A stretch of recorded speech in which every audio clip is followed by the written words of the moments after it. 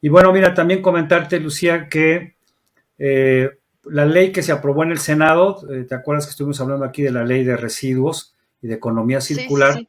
Ya está en la Cámara de Diputados y me han comentado algunas personas preocupadas de que les podrían hacer algunos cambios que serían contraproducentes precisamente para generar conciencia y promover y acelerar la transición hacia la economía circular.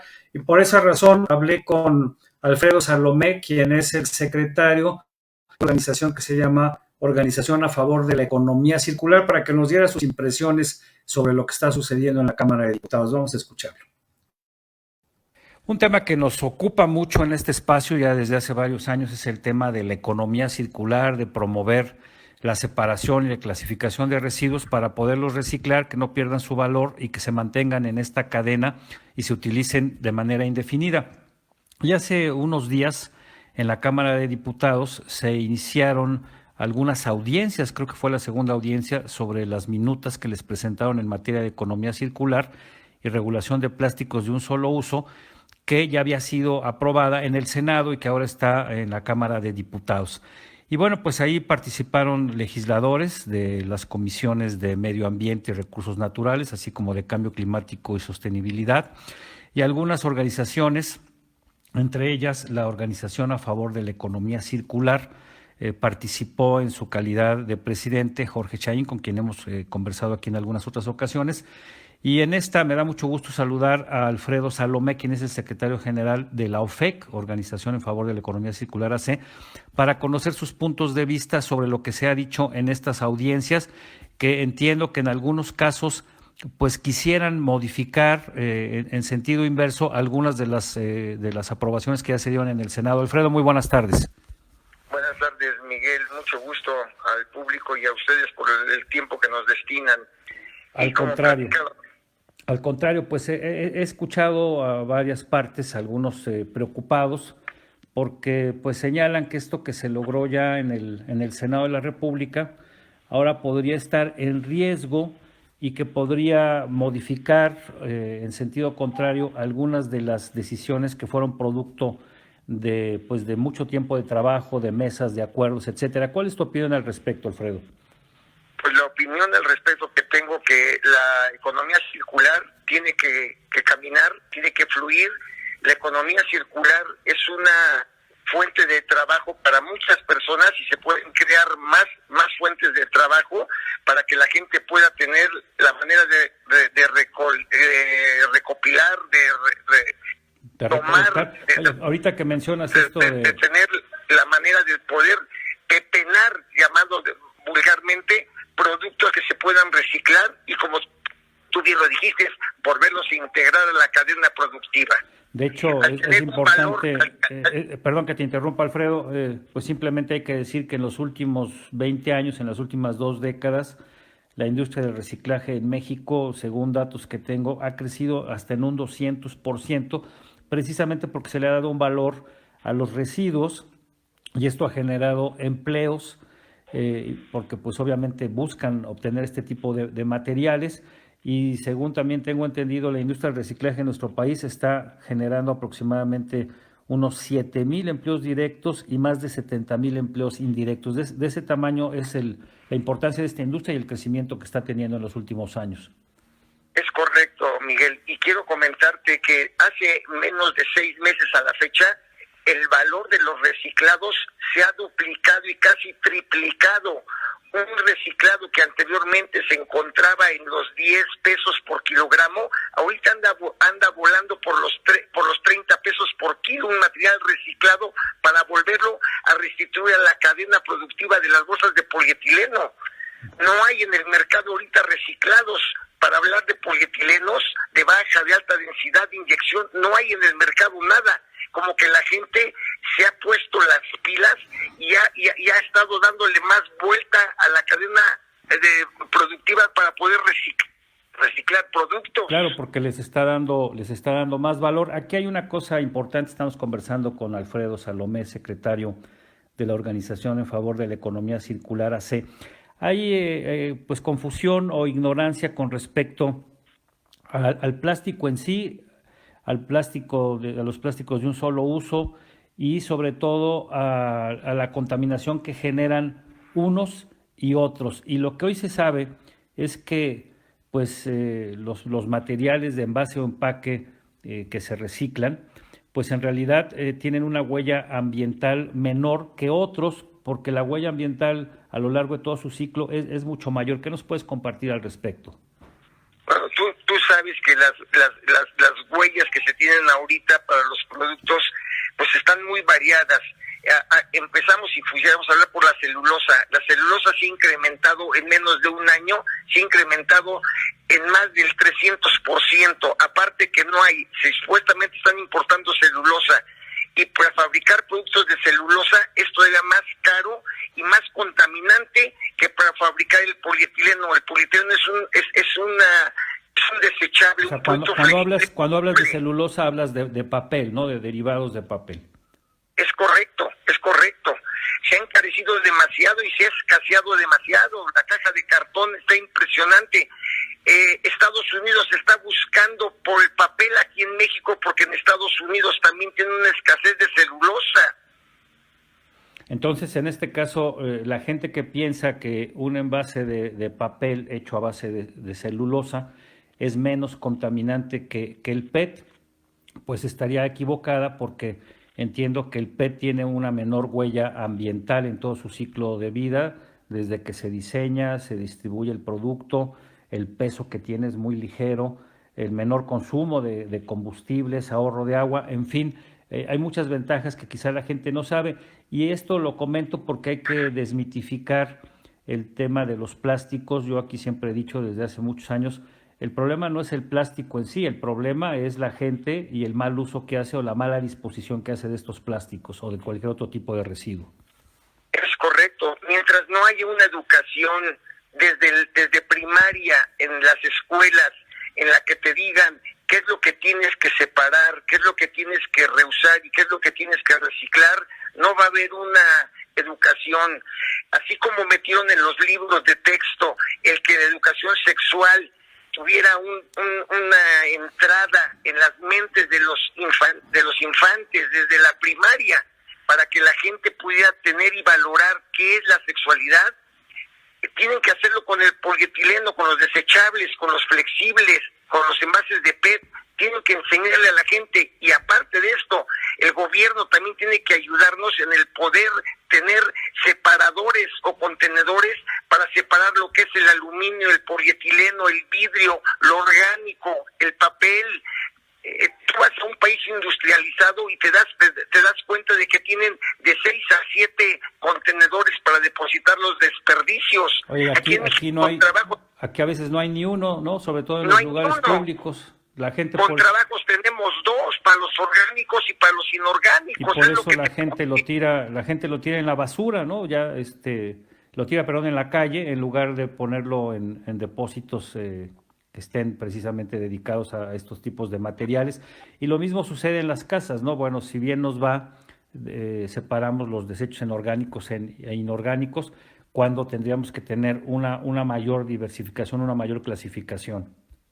Mira, te voy a platicar, hace como 12 años aproximadamente salió la ley que teníamos que separar las basuras en nuestros hogares, y sacaron 4 colores de bolsa, una verde, una naranja, una gris y una negra, para separar los productos por colores.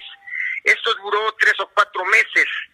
Después se acabó todo el movimiento que había para separar los residuos. Había en las casas, vuelvo a reinsistirte, la bolsa naranja, la bolsa verde, la bolsa gris y la bolsa negra. Era dependiendo el producto que ibas tú a desechar. Pero no funcionó. No hubo apoyo por el gobierno. Si tú te das cuenta, cuando pasa el camión recolector de basura, los mismos que van en el camión entregas tú tus desperdicios y ellos ya van seleccionando. Ya cuando llegan a los tiraderos de basura, ya los productos del camión ya los llevan ya los lleva seleccionados, ya van separados. Ya cuando llegan a los tiraderos ya tienen a quién venderlos. Claro, por eso, como mencionas, es necesario que haya una inversión en infraestructura, empezando por los contenedores, con la educación ambiental para promover la recolección, la separación, el reciclaje, y sobre todo pues el tratamiento de todos estos residuos, que ojo, son residuos, no son basura. Cuando ya no tienen valor y no se reutilizan, entonces pueden ser basura, ya no son útiles, pero mientras tengan ese valor y se mantengan en la cadena productiva, pues generan un ingreso que a lo mejor no es mucho, pero que ayuda a las personas que se dedican a ello, pero que sobre todo a los que sí separamos y clasificamos nuestros residuos, nos hace sentir bien porque estamos ayudando, sabemos que estamos ayudando al medio ambiente a no generar basura, a generar valor, a generar empleo, a generar inversión. Volviendo un poco a lo que se ha estado discutiendo en la Cámara de Diputados en estas audiencias que se han llevado a cabo, ¿cuáles son los puntos de vista que ustedes consideran que están bien, que se deben de mantener, y otros que se han expuesto en estas audiencias que consideras que podrían ser regresivos a lo que ya se aprobó en el Senado? La que se deben mantener es la cadena, el reciclamiento que tenemos de los productos, Miguel, el separarlos, el poderlos separar y volverlos a ingresar a la cadena productiva. Tenemos un porcentaje que es el 71% de todos los productos que se desechan, que se pueden reciclar. El otro 29% son productos orgánicos, que se pueden hacer abonos. Pero el 71% de todos los envases flexibles, envases rígidos y contenedores son reciclables y son aptos para volverse a meter a la cadena productiva. También hablaban de que es necesario que se amplíen los plazos de transición en materia de plásticos, por lo menos 5 años, así como las metas progresivas sobre el contenido mínimo de material reciclado, que ya está en los artículos transitorios. Y también pues consideraron fundamental incluir algo que es muy importante, el concepto de responsabilidad compartida extendida. ¿Qué debemos entender por ello? La responsabilidad compartida, estamos entendiendo que tanto tenemos la responsabilidad como los que fabricamos, como los que los usamos. Porque si no, el que lo ocupa no tiene la orientación y no tiene la idea de que tiene que llevar y separar, pues no va a haber ayuda para todos. Y nosotros nos comprometemos a reciclar, a reusar los reciclados que se generen. Correcto. Y bueno, pues esto es importante porque esto tiene que ser a corto, a mediano y a largo plazo. Aquí revisaba yo algunas de las metas para el 2025. Y una de ellas es que el 100% de los envases y empaques se puedan reciclar, es decir, que todos se puedan reciclar, reutilizar o compostar, que haya una sustitución de material virgen, que eso es muy importante, por material reciclado en un 20%, porque así dejamos de utilizar recursos naturales, y sobre todo que haya un mayor acopio de PET, hasta un 70%, actualmente sigue creciendo, pero es importante que todo se pueda acopiar. Y para el 2030, pues que ya no se utilicen en un 30% materiales vírgenes, eliminar todos los residuos provenientes de plásticos de un solo uso y que se siga incrementando el PET. O sea, hay un programa, hay una serie de metas graduales a mediano y a largo plazo, pero para ello se necesita que haya una ley y que haya certeza para que todos puedan trabajar en el mismo sentido, Alfredo. Es correcto, teniendo sobre una ley que te va orientando y te va dando los parámetros que debes de seguir, y estas leyes, como tú lo mencionas, son a mediano y a largo plazo. ¿Por qué? Porque la gente que está invirtiendo ahorita, que es bastante gente que está invirtiendo en maquinarias para reciclar, pues son maquinarias que tardan desde 3 a 6 meses en llegar del extranjero, en los que las colocas, las instalas, te llevas un año. No hay manera de hacerlo con menor tiempo. Claro, y sobre todo para concluir, Alfredo, pues es muy importante insistir en la educación ambiental. O sea, si en educación ambiental pues no podemos generar conciencia, no podemos generar una verdadera cultura, y por eso es importante que las organizaciones como la de ustedes y otras, y desde luego las autoridades a través de la Semarnat, de la SEP, pues inviertan lo que se tenga que invertir, tanto en recursos humanos como materiales, para que la gente sepa por qué es importante separar los residuos desde casa y facilitar y aumentar el aprovechamiento de los mismos para seguir creciendo en lo que es la economía circular. Es correcto, y perdón por el cambio, si tú quieres, de la plática que te voy a dar, pero estuve yo en Singapur, yo me quedé impresionado del país de Singapur. Es un país no limpio, es lo que le sigue, Miguel. Es impresionante ver que la gente es ordenada con toda la basura, no ves basura, no ves nada, ni hojas de los árboles ves en las calles, para que te des una idea de la limpieza que tienen. Y la gente aprendió. Yo pregunté, oye, ¿cómo es que han logrado esta limpieza en el país? Me dice, primero se fueron multas que iban de los 5,000 a los $10,000 por tirar chicle, por tirar basura.